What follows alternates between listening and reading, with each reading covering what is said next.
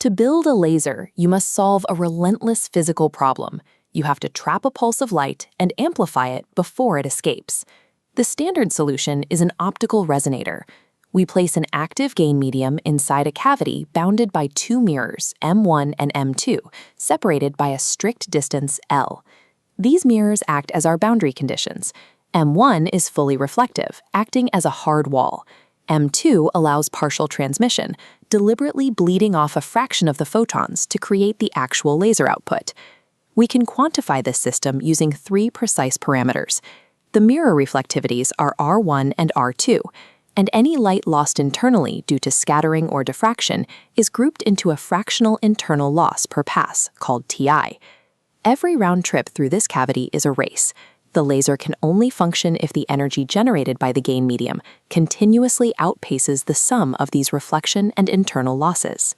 By calculating exactly how fast that energy leaks out, we can derive the cavity's photon lifetime and quality factor. Once we know those limits, we can engineer them to produce massively high-power optical pulses. An optical cavity is a mathematically precise leaky bucket. Controlling a laser's power requires mastering that exact rate of decay. Let's model that decay. We'll start with an initial optical intensity, I0, originating at mirror M1. As this beam travels across the cavity to M2, intensity is reduced by the internal loss factor. After a single pass, remaining light is multiplied by 1 minus Ti. Reflecting off M2 and returning to M1 completes one round trip. The beam has suffered that internal loss twice, squaring the factor, and has hit both mirrors. The new intensity is the initial I0 multiplied by R1, R2, and the square of 1 minus Ti. Because this happens in distinct bounces, plotting the intensity over time for M round trips creates a stair-step graph. The intensity drops by the exact same predictable fraction at the end of every complete cycle. This discrete calculation gives us the raw arithmetic. Now we need to translate these distinct bounces into a continuous metric that defines the overall survival time of light in the cavity. Since the laser mode retains its shape cycle after cycle, we don't have to track individual trips indefinitely. We convert the discrete round-trip losses into a continuous time decay model for the photon population. This chart displays the result, a smooth exponential decay curve. The total number of photons at time t equals the initial photons multiplied by e to the negative t over tau c. That constant, tau c, is the cavity photon lifetime. By isolating tau c, we find it depends entirely on the physical geometry and imperfections we mapped earlier. Physically, the photon lifetime equals the beam's transit time, the cavity length divided by the speed of light, divided by the total logarithmic loss. Tau c represents the absolute temporal limit. It is the definitive measure of how long the cavity can sustain resonance before the trapped energy completely dissipates. With the photon lifetime established, we can calculate the cavity quality factor, or Q. Q is the ratio of energy stored in the resonance system to the energy lost in a single oscillation cycle. Because the frequency of the light is constant, the math shows a direct linear relationship. A longer photon lifetime directly scales up the Q factor. Low losses mean high Q. To see the spectral consequence, we look at the time domain behavior of the electric field.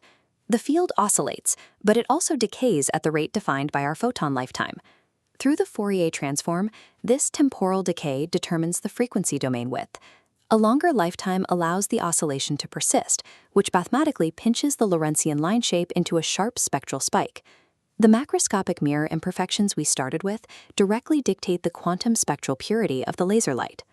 The Ruby laser provides the blueprint for turning these mathematical variables into a physical trigger. By making the quality factor dynamic, we can dictate the exact moment energy is released from the cavity. This diagram shows the energy levels of chromium ions in a ruby crystal. An external flash lamp optically pumps electrons from the ground state up into a highly excited energy state. To prevent these ions from immediately releasing light, we insert an optical attenuator into the cavity. This artificially maximizes internal loss, driving the Q factor near zero.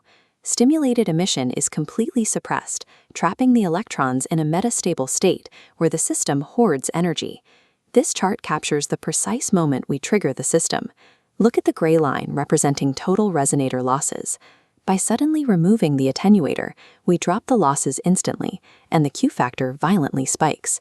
With the cavity suddenly clear, the hoarded gain, shown in blue, is rapidly consumed by stimulated photons. Within a few nanoseconds, the red curve representing output power shoots upward. This is Q switching. It's the practical application of photon lifetime equations, allowing us to hold back energy and release it as a massive peak power pulse. Continuous wave lasers operate in a steady state, where the Q factor remains constant and light emits in a smooth, unbroken stream. Q switching breaks that rule, modulating the Q factor to concentrate power in time. We can push this temporal control even further using mode locking, a technique that forces the cavity's longitudinal standing waves to oscillate in perfect phase with one another. This diagram illustrates how these waves stack up. When longitudinal modes align in phase, their fields add constructively, creating a powerful burst. Notice the red pulse block. It is significantly shorter than the cavity, a condensed photon packet sweeping between the mirrors. Whether producing a continuous beam, a nanosecond Q-switched strike, or a femtosecond mode-locked packet, the rules of the optical resonator remain absolute. Mirror reflectivity, cavity length, and internal loss define every outcome. The life and death of a single photon within a laser is strictly dictated by these exact physical boundaries. Mastering the mathematics of photon lifetime gives us precise authority over the interaction between radiation and matter.